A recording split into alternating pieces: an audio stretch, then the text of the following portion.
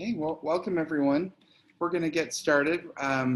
We're almost through the end of the Homeless Summit. Hope you guys are still awake and engaged and having a good experience so far.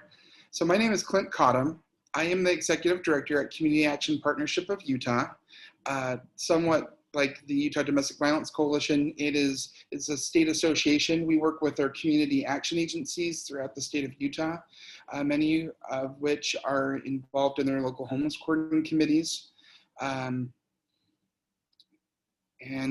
we're going to talk about lessons learned from the pandemic response using crisis to move ahead. I'm going to give you a couple seconds, just kind of look at this picture for a second. It might be shocking, but I don't know what your reaction will be. But just take a few seconds to look at this picture.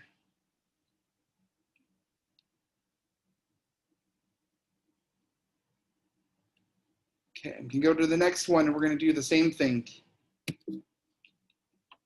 If my mouse will work.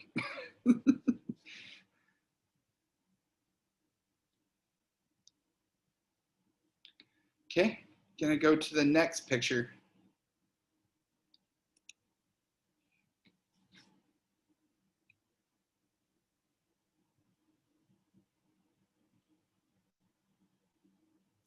Okay, finally.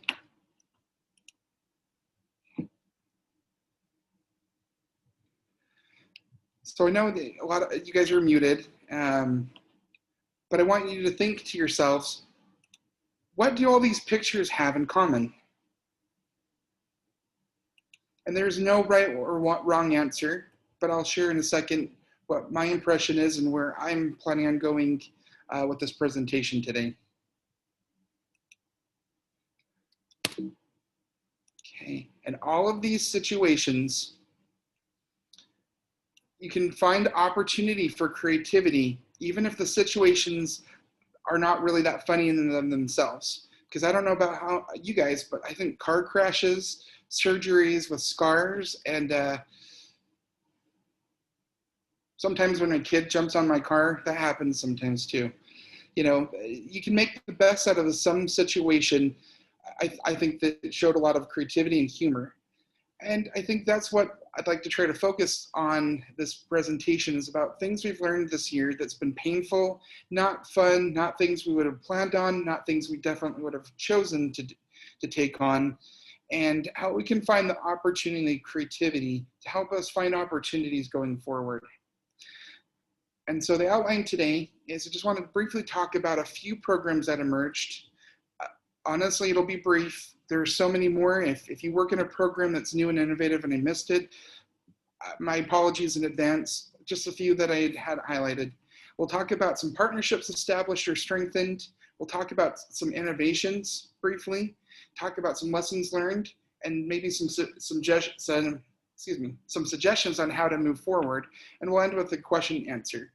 But anytime during this presentation, you guys have a question that you're just dying to ask, feel free to raise your hand, and the moderators will kind of help facilitate that. But we'll leave some time for questions and answers at the end as well. So first, I want to talk about new programs that emerged this year to meet the needs during a COVID-19 response. One that came to my mind right off the top was the pandemic EBT. This was attached to funding through the CARES Act.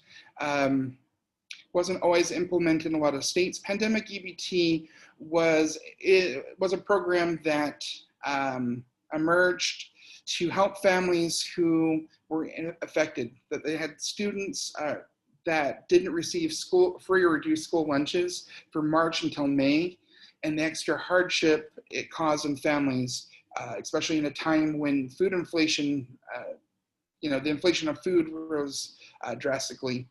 And it was a very heavy lift from partners like Utahns Against Hunger, working with the Utah Department of Education, Utah Department of Workforce Services, some of the Latinx advocacy organizations, and a whole bunch of, probably you guys were involved to some extent in the homeless network too, to reach out and to basically help clients access a new program, a new resource. Basically, the application was 1 month, and it was an incredible lift from organizations and partners. And I believe even though they only had 1 month to enroll people, including those who were eligible for free and reduced school lunches but weren't on SNAP and didn't get it through their regular SNAP benefits, I believe the lift was tremendous. And I think people in the state were surprised of how high the participation ended up being. And I believe something around $34 million worth of benefits to families who had received a shock with the closure of schools earlier this year. That was an incredible program, an incredible lift that came up. We've heard in some parts of the state, they've taken advantage of USDA school lunch program waivers that reduced some of the barriers for eligibility in accessing free meals, basically, for families. I believe some of the school districts that I've read about talked about, no matter what your income, this has been a challenging, tough year, and parents have had to adapt. We've seen lots of great examples of schools and school districts, again, rising to the occasion to implement, take advantage of USDA waivers. Currently, there's a statewide rental assistance program called the Housing Assistance Program. It is involving a lot of the community action agencies and partners throughout the state. The Utah Department of Workforce Services Housing Community Development also has a landlord side program. It's a heavy lift to make sure that as we work towards the end of the CDC moratorium, that families aren't going to be left off this cliff of back rent, haven't been paid. It's still going on. It's still going through December. It's a pretty heavy lift, but I know that there was a lot of great partnerships, and LHCCs have been working, supporting and collaborating. And then an example of increased legal services that have emerged this year is, I'm using one as an example, is about people's legal aid formed to help expand and to build capacity for legal services, particularly around housing and debt collection. That, you know, these are needs that we all have statewide. And then we've seen examples through the Utah Department of Health, working with partners on COVID-19 stress hotlines, and some great partnerships between Intermountain Healthcare with their resources to have emotional health relief. So it's been great to see, as we've had COVID response, how proactive people have been about people's mental and behavioral health and trying to provide those services statewide. And then, so those are a few examples. One thing I noticed last night is I didn't even get to the things domestic violence providers have done. A lot of the great work by aging, area agencies on aging for seniors. Some of the organizations that work with Latinx and other populations who were more disproportionately impacted by COVID. And so if I had all day, I could probably go on, but you can see examples of things that emerged that had heavy lifts, where people got things going to meet the needs of families and communities that emerged this year. And also there were some great partnerships that were formed. For one, the Utah Homeless Network, I know it's been talked about in the Homeless Summit so far, and it was part of the strategic plan that was approved last year to address homelessness in the state. But COVID became a really good catalyst to really expedite how this network really got together and functioned. In the past, you had all three continuum of cares working together, and they had something called like the Tri COC, where they would have collaboration, and it wasn't bad. But the Utah Homeless Network is kind of building off of that foundation and expanding it, making the local homeless coordinating committees key partners, and really connecting people at all levels, not just LHCC leadership or just a balanced estate a group of leaders together. But so it's been a way for most of this year to bring everyone in the Utah Homeless Network and other partners together. And I've been really impressed with being able to sit in and listen to things and needs of communities throughout the state. I think it's been talked about a couple times. We now know that in San Juan County, MAC has the bell that goes off at 12 every day.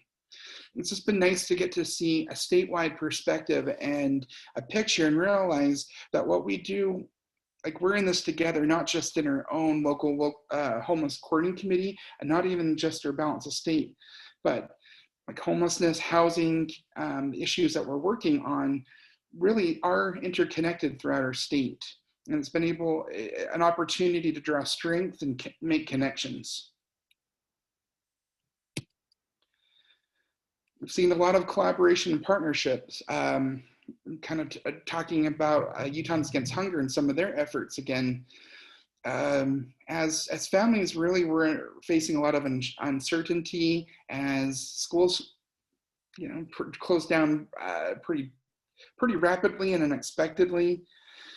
I know that food access and food resources was a huge concern shared by many of the people we're serving. I think we had sometimes concerns ourselves for those who are providers of either food pantries or homeless shelters. Food prices rose. We had this need around food emerge because of the COVID pandemic.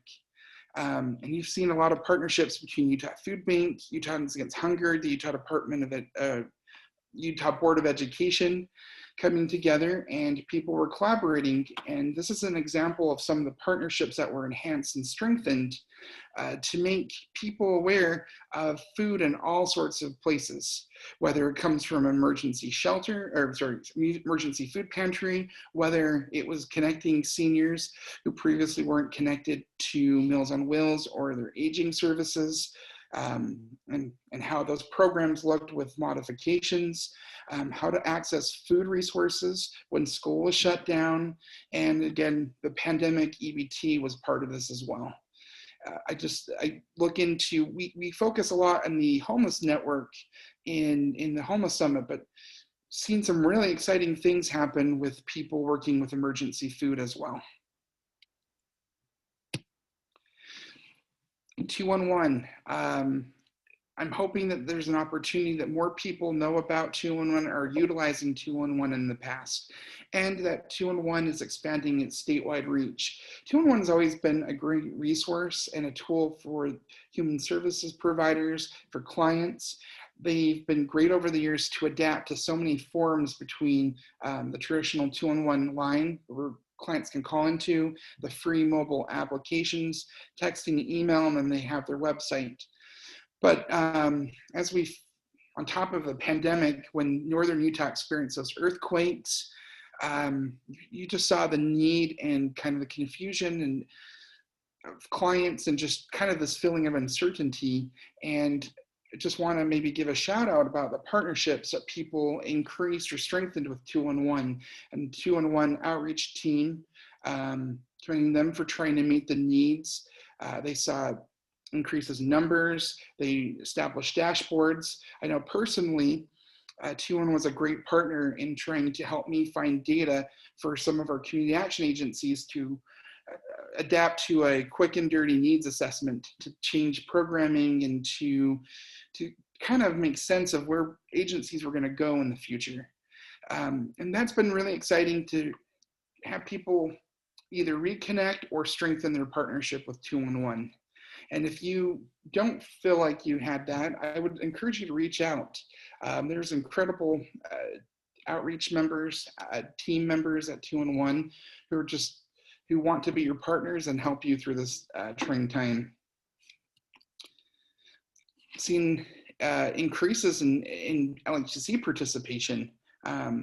just some observations is that we've had two relatively new LHCCs kind of get going and develop steam and start making a local system that meets their own unique needs.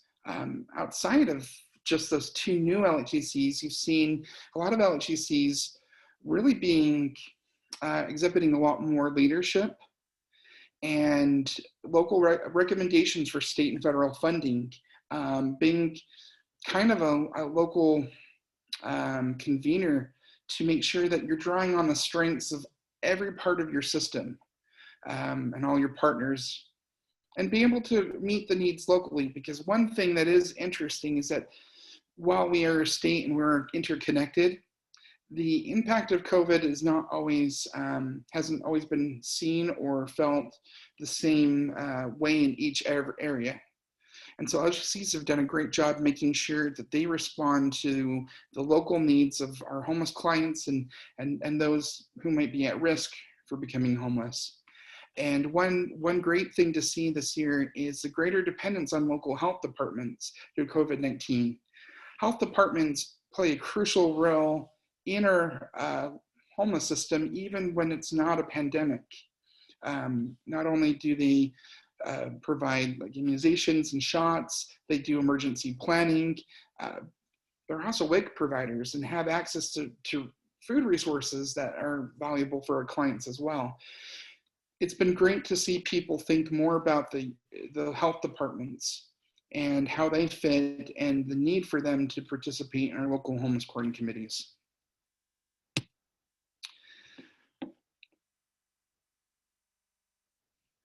Okay, some of the innovations that we have seen, just to mention a couple of them, this year, I just want to express my appreciation to Housing Community Development. I am biased. I do work with the Community Action Network in the state. I do work with the State Community Service Office very closely. But one thing that was great to see is the support that a lot of the community action agencies had with community service block grant funding. When the CARES Act was passed, the legislation increased eligibility from 125% to 200% poverty level. That provided an amazing opportunity to reach people who we hadn't traditionally been able to serve because of eligibility limitations. But the state even went further on their end. They were one of the most proactive states that I know of in trying to adapt to the needs to reduce some of the barriers that we traditionally have had. They gave the network flexibility to use self-declarations over the phone voice declarations. They kept the statewide network apprised of things as it came. They collaborated, they communicated well, and they provided flexibilities that made operations a lot easier when you are experiencing kind of a shock.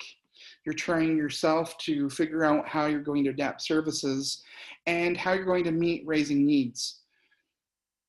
Particularly for some of the community action agencies that may use CSBG funding for some of the housing and food services. Anyway, it was great to see the flexibility, the creativity, and the proactiveness to meeting the needs of communities. And then again, if you guys haven't seen the variety of HUD waivers that have come out, providing some flexibility to make sure that we're able to meet the increased housing demands, to have the flexibilities we need to make sure that we keep our efforts to making homelessness rare, brief, and non-reoccurring. So it's been great to see some of the adaptation within some of these funding sources. There have also been several great innovations I've seen just within our CAP Utah network, and I'm sure this is things that are also outside of the CAP Utah network as well. But there were some things that I've appreciated seeing agencies do this year that I haven't seen them do in the past. One thing is an investment in technology or services like DocuSign to make intake easier for clients, with the caveat with those with technology access. some agencies implementing an online kiosk opportunity that freed up some capacity, but also allowed clients to have on-demand access to submit applications at their convenience and to be kind of engaged in their process. And at the same time, online kiosk also made it easier for agencies to obtain information they need for federal funders without having to spend as much time on data entry. I've seen with Facebook Live sessions that some of the agencies who have traditionally not utilized social media as much really reach out to social media to try to engage people, to answer questions, try to get feedback. Again, talked about over the phone intake, thinking about people who may not have internet or transportation, but trying to find ways to connect with them. And then one other really impressive innovation, I think, came from Utah Community Action, as they were seeing a dramatic increase in their service demands. They started thinking, kind of reevaluating their strategy and how to make things better on their staff and their clients, and implemented central intake and calling centers. Anyway, these are just a few of the examples I've seen from our CAP network. I know within the Utah Homeless Network, there are other examples as well. And I guess if we had an interactive feed right now, I'm sure each of you guys could probably list several dozens of things you guys have done that maybe you hadn't thought about last year, even this February. Maybe you hadn't thought the last time you worked on a strategic plan. So with everything that has come that's been good from this year, what are some of the lessons that we've learned as a state? Again, this is not exclusive. There are so many. If you have more, I'd love for you to tell me. But these are just a few that I picked up on, and maybe wanted to highlight today. One is, for those who have been around a while, during the Great Recession, we had this thing called ARRA. I think it was the American Recovery and Response Act, or I can't remember what the second ARRA is, but the ARRA funding was meant the last time we had a stimulus. And what's interesting is it operated very similarly to some of the CARES Act funding that Congress passed earlier this year. Maybe the exception is one was just an economic recovery, where CARES Act is a little bit more in dealing with the pandemic and economic recovery. But as far as some of these federal funding mechanisms, some of the ways that CARES Act funding was distributed, it worked a lot like ARRA. I will have to admit, I was not around in my profession. I think I was in grad school. I think I was going from BYU to grad school in Indiana. So I really wasn't around in the human services world so much from ARRA.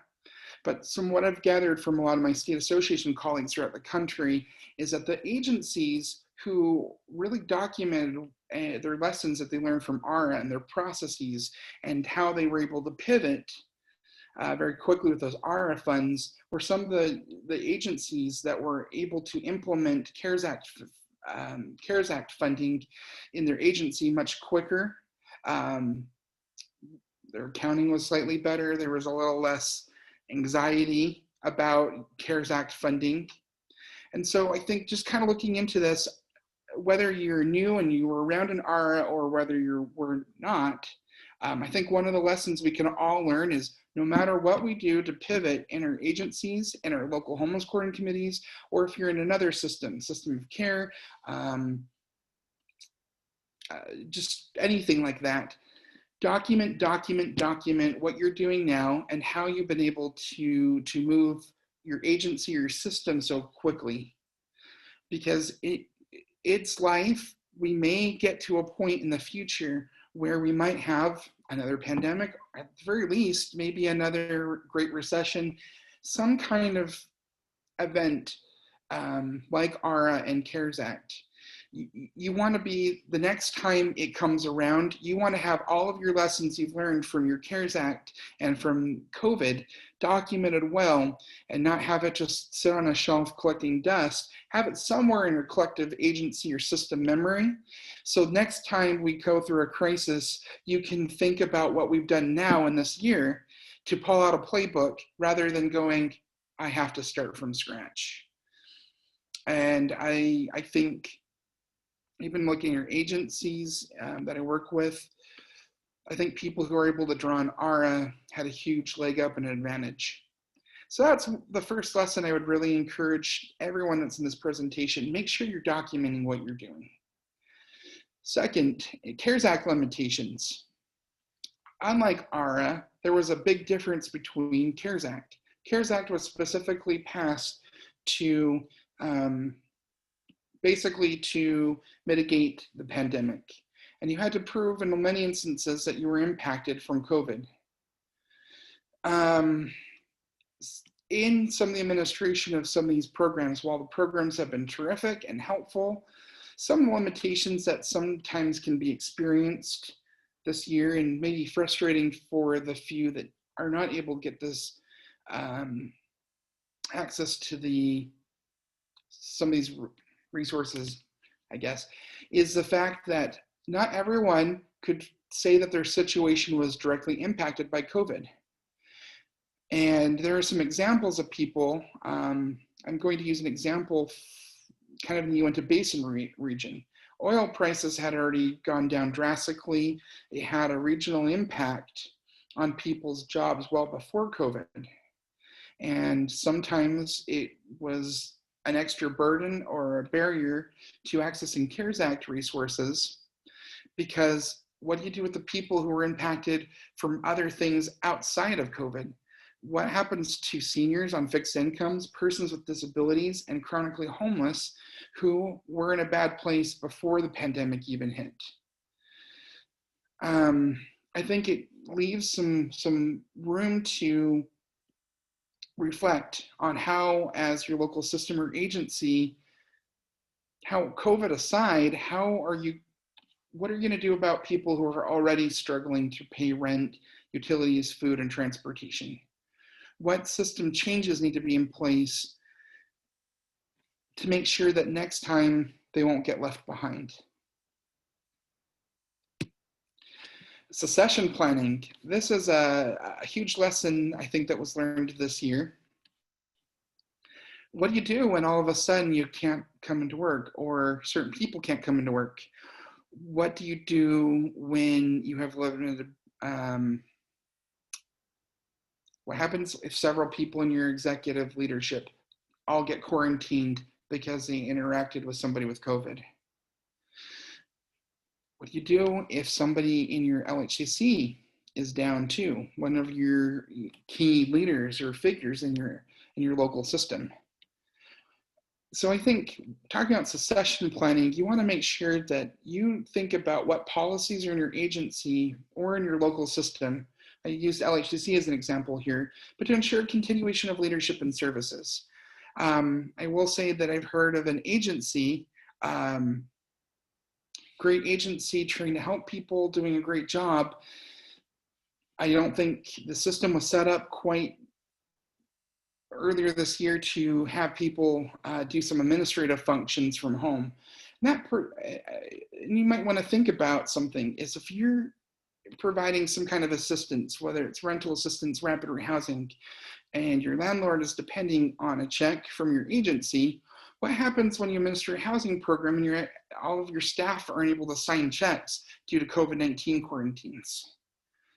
I think many of us will, and maybe it's good, just kind of think to yourself, what kind of cracks did you guys see this year? And what can you guys do with your succession planning to make sure that this doesn't happen again? Because it may not be a pandemic next time, but there will always be another crisis. There'll always be some kind of change in circumstances that makes your organization need to pivot.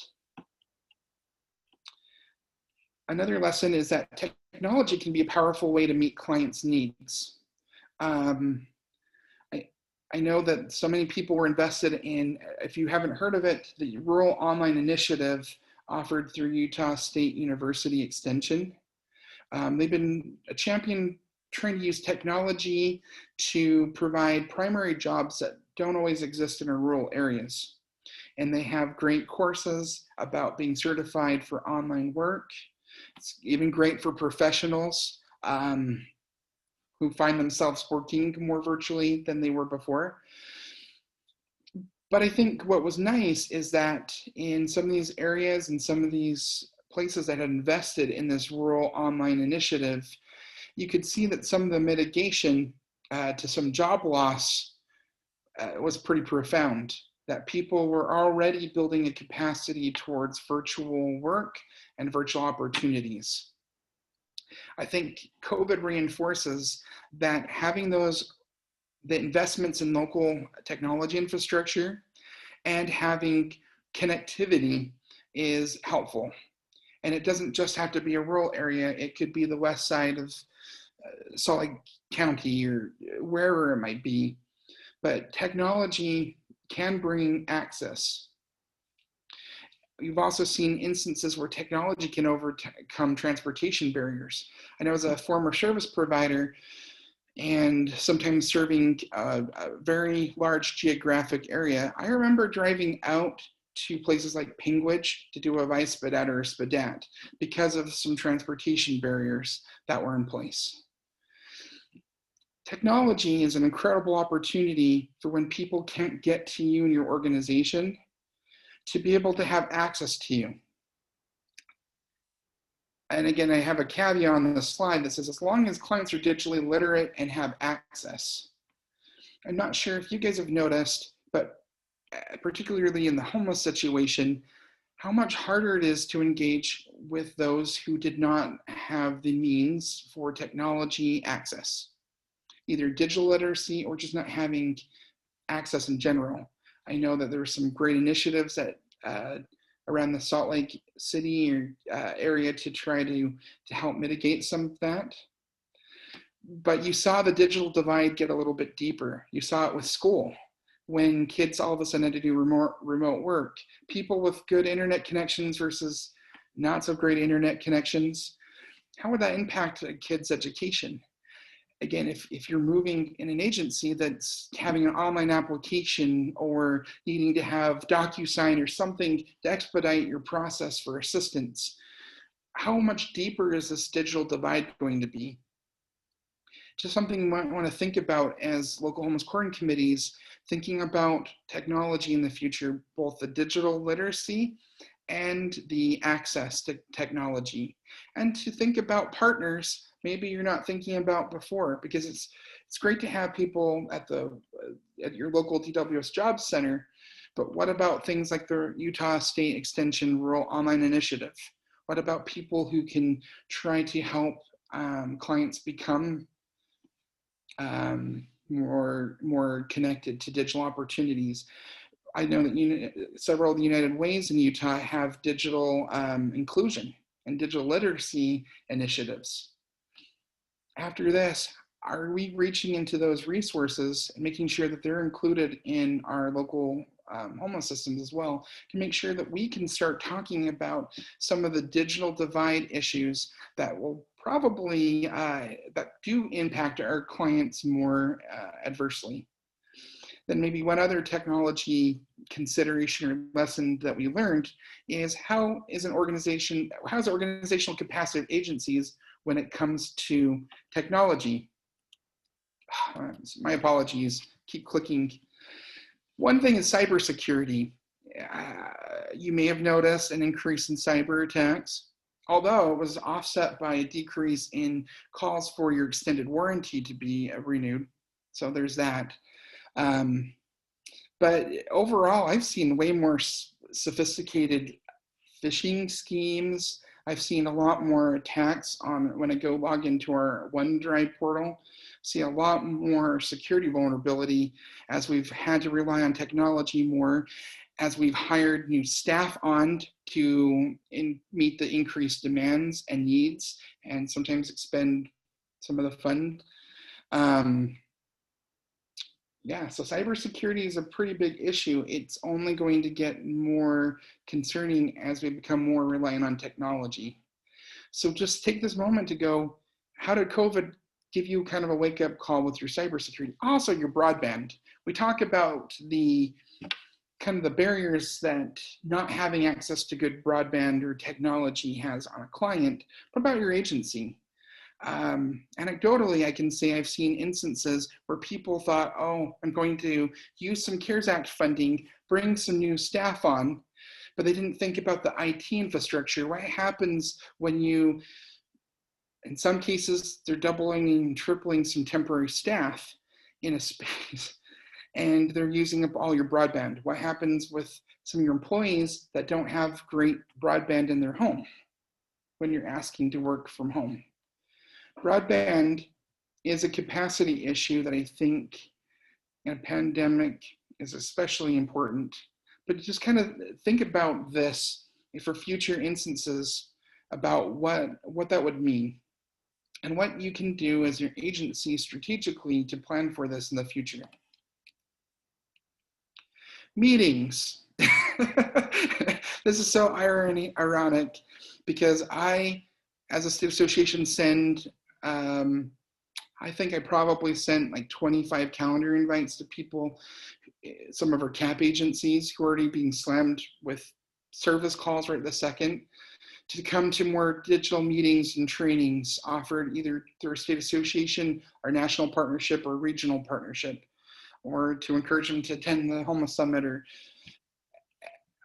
I don't know if you guys have known this, but I think when we examined how great it was to be able to not have to travel between meetings, somehow we replaced that with more and more meetings, to the point where some people feel like they're more bogged down with meetings working from home than they ever did from being in the traditional office. So maybe a lesson we can learn about, and again, this is me calling myself out a little bit, is to be a little bit cognizant about your meetings and how many you have. And while you do want those strong partnerships and collaborations, really examine your meeting structure and how to make them more effective. Because too many meetings is burdensome to staff at all levels. And how are you going to, again, get the most out of what you have? I know LHCCs are great at having lots of meetings. Just ask yourself and take the time to go, my partners are giving up X, Y, and Z, or maybe they're nervous about their clients are not serving, or a report that's due because of extra funding or whatever. Is your LHCC helping to meet your partner's needs too? I think we can all be a little bit more cognizant about how we plan our meetings out. Again, having maybe perhaps fewer but more impactful meetings is what I put down. The other thing about meetings too is turning on the camera. Again, this is, I feel a little bit like a hypocrite because I know I'm very guilty of trying to multitask. Sometimes during the Utah Homeless Network calls, and none of the homeless staff happen to hear that. But I think the difference for me is turning on the camera, actually being willing to show that I'm engaged, because when I keep the camera on, it's going to be way more apparent when I disengage and check out. So just a thought for agency providers, if you want to make meetings more impactful, it's not just the person planning the meeting, it's also the participant that has a role in that too. A good suggestion I have for you is to turn on your camera. So keep yourself actually engaged and actually there. Okay, I think we're kind of getting towards the end of the line, but I just want to go talk about a few more opportunities, and thanks for bearing with me so far. I am quite loquacious, I won't lie. Opportunities. As far as the programmatic and advocacy, one thing I want to ask or say would be an opportunity is to collect better data now. Take the time to improve your HMIS data quality, your other system data reporting. I know that a lot of our community action agencies have to report on a terrible CSBG annual report. There are other reports, Head Start, aging, you name it. But collect better data now. Something we've learned about in the post-ARRA is that with increased resources can also come the potential of your resources not being there. So if you really want to make informed data-driven decisions about how to proceed going forward, you really need good and correct and timely data right now to be able to support what you're going to keep and what may have to transition out or go the wayside. If you do not get data now, you're kind of sunk. I would also say though, data is great going forward too. When we don't have huge CARES Act passages, and if there's ever increased competition or better examining of what people's roles are within your system or within a bigger system, you want to be able to make sure that your data is actually telling the story of what you do and your impacts. So really make it a point right now, an opportunity that while you have increased resources, you're in the spotlight in whatever degree, shine. Make sure your data can support you and vouch for you going forward. Other consideration is how do we advocate for marginal communities who are more impacted by the undercount in the 2020 census, who did not receive a stimulus check, who are disproportionately impacted by COVID, and again, lacking the internet technology or digital literacy. This is an opportunity to go and really focus on those most vulnerable or those who've kind of been left behind on some opportunity. As we've heard many times, even in the summit, I think the impacts we as home service networks or partners or systems have is really focusing our attention on the most vulnerable. That's where our communities grow the most. That's where we make the biggest impact. Don't forget who has been kind of left out. In future economic, community, and social services planning, what can be done to prevent vulnerable and marginalized populations from being more adversely impacted in the future? So think more strategically. Is your agency committed to remove and reduce barriers that lead to inequality? I know that I just attended Andy Tremonton's session last hour about great and trauma-informed care. Now is a great opportunity to really reflect what has and hasn't worked and to sit down and to become more trauma-informed. And if you do have plans, how do you measure progress? It's great to have HUD performance measures, but do they always measure some inequality or trauma-informed care? Although if there are things that don't show up in a traditional HUD data report or a CSBG annual report or something like that, as a local system, think about what things you want to measure to show that you guys are moving the needle and making things more equitable, caring for the most vulnerable, and being more trauma-informed. Program alignment. Commit to learn where your agency and local system cracks are now. Consider less programmatic barriers to accessing services. Aside from, again, referring to what Andy presented on trauma-informed care, she presented some great information. And if you've not had a chance to see that session about policies and trauma-informed care, I'd encourage you to watch that. She had an exercise that can walk you through how to be more trauma-informed. I also was really impressed with the keynote yesterday talking about the cognitive impairments for older homeless clients. It just made me think about what can be done, what some of those cracks are in system deliverables and being accessible. Think about your outreach and accessibility. I was thinking a lot about how even at Camp Utah, we do work with the VITA program. That during COVID, when we were working to do some outreach on reaching people who did not receive economic impact payments and kind of providing some helps, I think the outreach was way better than I've seen in most traditional VITA years. Just made me think, if you have been reaching out more deliberately, don't just commit to it, not just when it's a COVID crisis. Commit to outreach and accessibility even outside of a pandemic. Think about cross-training of staff. That kind of goes back to your succession planning. And here's an example for my neck of the woods. Why can't you have a homeless service provider also be cross-trained in heat if you're in an agency that provides multiple services, or do some time in the food pantry? One, I think you learn new skills, you grow, you get to meet different people and slightly different programmatic things. But in case of another crisis, you've got a whole lot more cross-training in your organization to rely upon. Also focus upon the whole family and whole person's approach. Think holistically about systems. I've been really happy in the Utah Homeless network calls to learn things about Utah Department of Health for some of the aging and chronic diseases programs. I don't think I would have really seen them on a call earlier.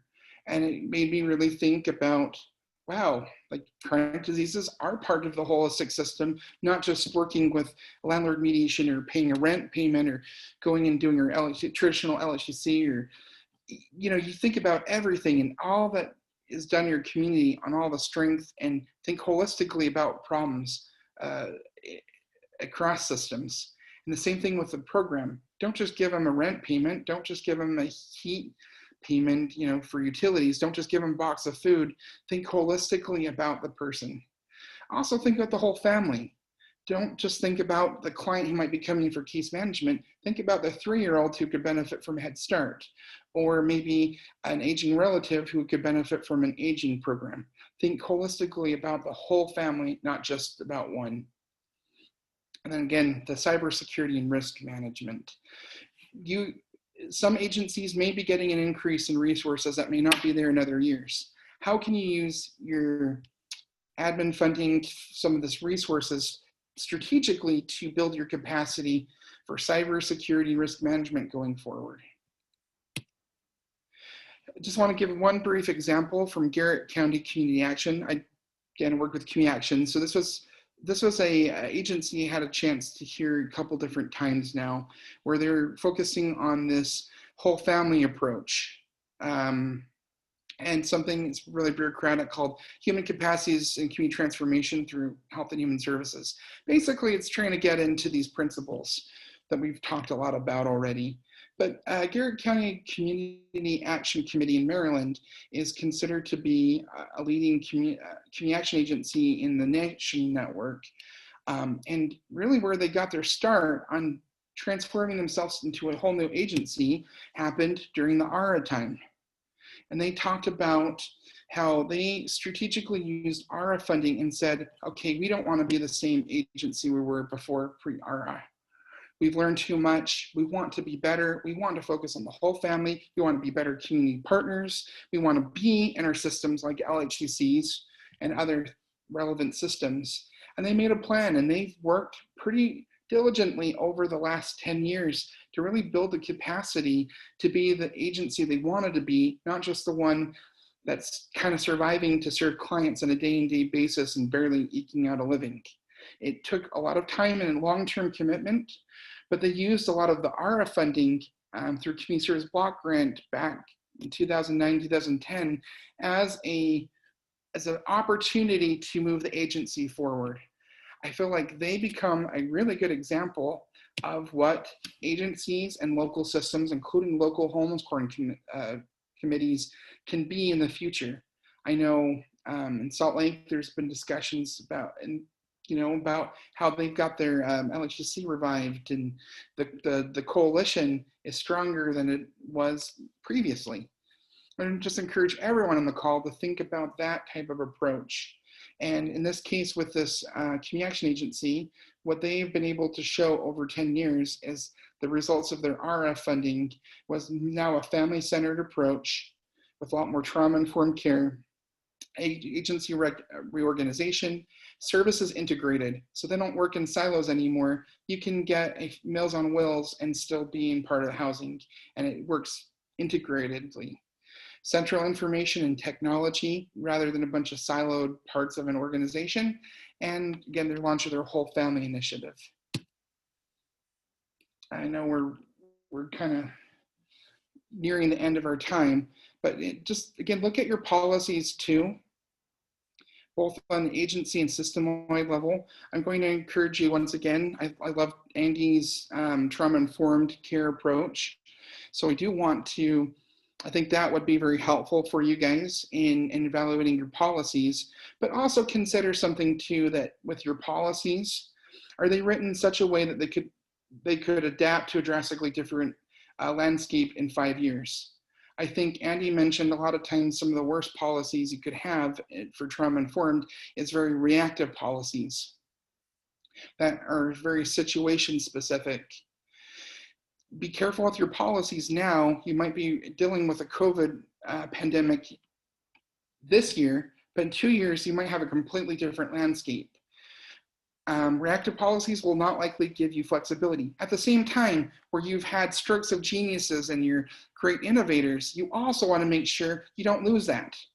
Policies can, even simple policies, can be a way to preserve what's worked for you this year and your growth, and keep you on that long-term trajectory to being the organization that, or system that you envision yourself being.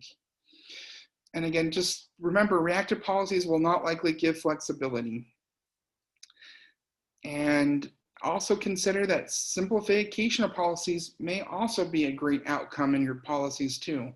That you have an opportunity with extra resources, sometimes even extra funders nagging at you, to really take a time to really look at your policies, make sure things survive.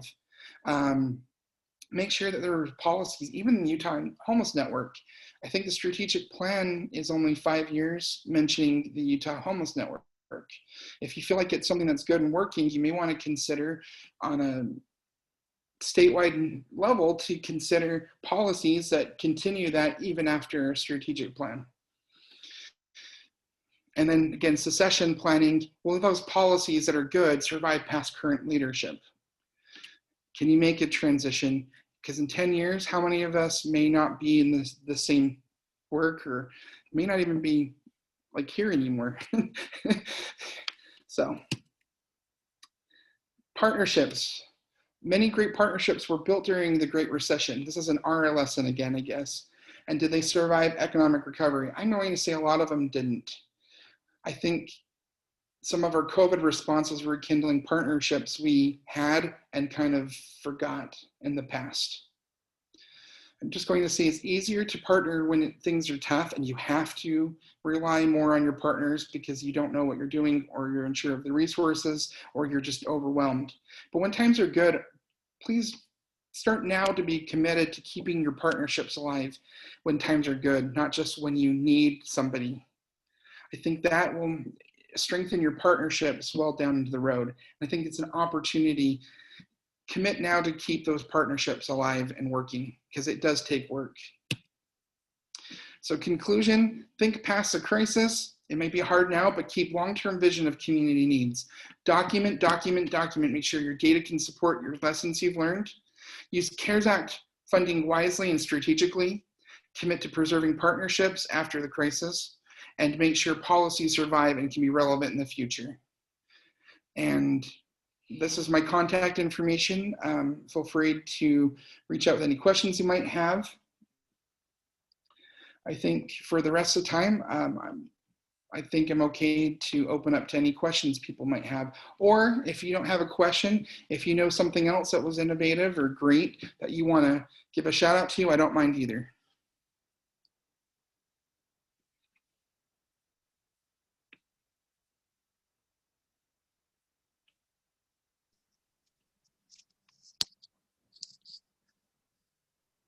Stephanie Jones, if you want to introduce yourself and which organization you're with, you are unmuted. Yes, this is Stephanie Jones with CAP Utah. And Clint, you mentioned that filling the digital divide, and that really got me thinking about resources outside, traditional grants. Do you know of examples that funding's available for, like, from private resources, private companies that might bridge this digital gap, or any gap really? Sure. We have an opportunity with our tech company in Utah. Like, they were probably dying for some great workers. the digital divide, people that have these skills and are able to be assets for them. I would start quite a bit with those who have the most to gain from the human capital. That's a suggestion. I also would say I would model. So one model I'm looking into is like United Way of Utah County, and also some things like the Stay Connected initiative with 211 and in the United Way of Salt Lake organization. Those are some great examples I would look into. But yeah, I would get more private funding from those who can benefit most from having a highly skilled tech force. If you do have funding, some funding is flexible. I'm going to go back to what I know is community service block grant funding. I know that there is one CAP agency in their needs assessment who have addressed that and how they can use some of that flexible funding to help individuals in their community, and how to have a great relationship and a tie-in to the Rural Online Initiative through USU Extension. So there may be some resources that you have currently that could be reimagined, or the next time you do a new updated needs assessment might be able to be shifted to specifically address the digital divide. I don't know if that's a good answer. Yes, thank you.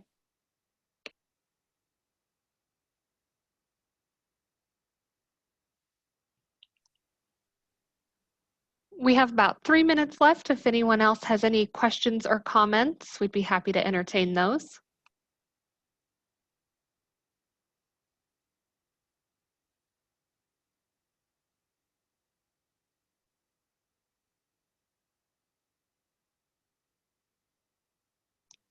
Okay, Clint, it doesn't look like we have any other questions. I want to thank you so much for your participation and your time today. It has been invaluable.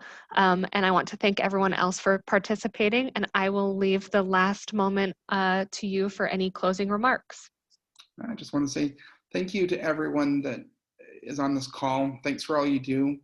Again, I know that we couldn't, like, we all need each other. And I know that you guys have been heroes this year and how you've gone about things. Okay, thank you everyone. And it is time for a lunch break before our last session of the summit. So this session will close in about 5 seconds. Thank you. Thanks all.